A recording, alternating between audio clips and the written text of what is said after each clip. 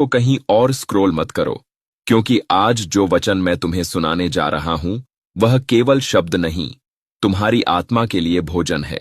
यह वचन तुम्हें अंदर से उठाएगा, तुम्हारे मन में नई रोशनी भरेगा और उस रास्ते की ओर ले जाएगा जहां सफलता, शांति और आशीष तुम्हारा इंतजार कर रही है। इसलिए इसे ध्यान से सुनो, मन शांत करो और अपने हृदय को इस संदेश के लिए खोल दो। पहला वचन भजन संहिता 25:6-7 में लिखा है, हे यहोवा, अपनी दया और करुणा के कामों को स्मरण कर, क्योंकि वे अनंत काल से होती आई हैं। हे यहोवा, अपनी भलाई के कारण मेरी जवानी के पापों और मेरे अपराधों को स्मरण न कर, अपनी करुणा ही के अनुसार तू मुझे स्मरण कर।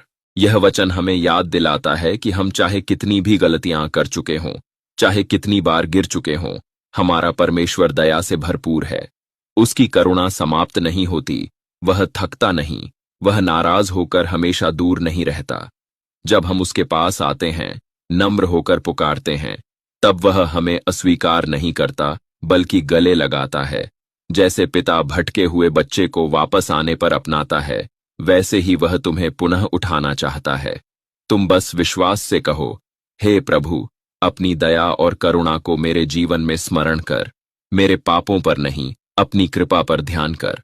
जहां कहीं भी तुम हो, घर में, नौकरी में, सफर में, इस वचन को 8 से 9 बार बोलो, धीरे धीरे, विश्वास के साथ।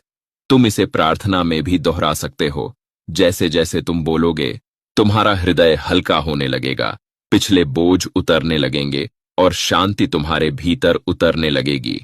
क्योंकि प्रभु कहता है, जो मुझे पुकारता है, मैं उसके निकट आ जाता हूं। वह तुम्हें मार्ग दिखाएगा। जहां भ्रम है, वहां स्पष्टता देगा। जहां रुकावटें हैं, वहां रास्ते खोलेगा। जिस काम में तुम संघर्ष कर रहे हो, प्रभु उसी में सफलता देगा। वह तुम्हारे आगे चलेगा, तुम्हारा हाथ थामेगा और तुम्हें गिरने नहीं देगा।